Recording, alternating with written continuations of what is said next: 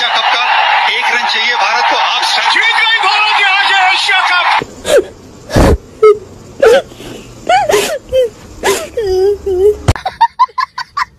কিছু পারিয়া অ্যাটিটিউড দেখাইলে তাকে বলা হয় লেজেন্ড। কিছু পারিয়া অ্যাটিটিউড দেখাইলে তাকে বলা হয় লেজেন্ড। আর কিছু না পাইরা অ্যাটিটিউড দেখালে তাকে বলা হয় পাকিস্তান।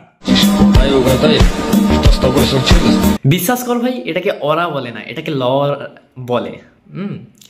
আর এটাকে অ্যাটিটিউডও বলে না, এটাকে বলা হয় যে নিজের পেছনে একটা বড় মোটা দেখে বাঁশ ভালো করে ঢুকিয়ে নেওয়া। সাকসেস নেই আর তুমি আমার এখানে অ্যাটিটিউড মারাতে এসছো। হ্যাঁ, তোমার অ্যাটিটিউড কে পোছে মা? এবারে আছি আরেক জায়গায়। অ্যাটিটিউড জিরো, মাঠে জিরো, খেলায় জিরো, কিন্তু ছেলেরা আমার অনলাইনে হিরো।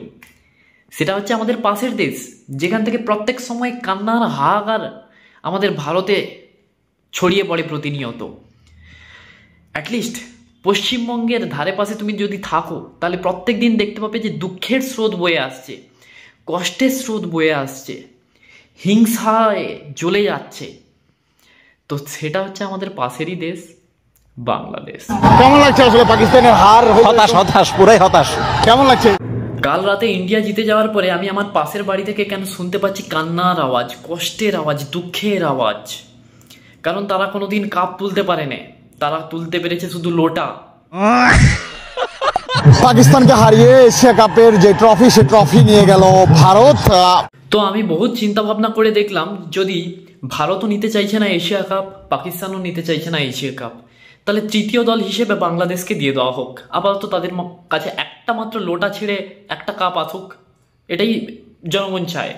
এই এশিয়া কাপটা ওদের হাতে থাকলে কি হয়, যে দিন দিন এই ভাবটা চেঞ্জ করতে হবে না যে বাংলাদেশ, হ্যাঁ আমরা বাংলাদেশেরই সাপোর্টার, অন্য কোনো দলের নয়।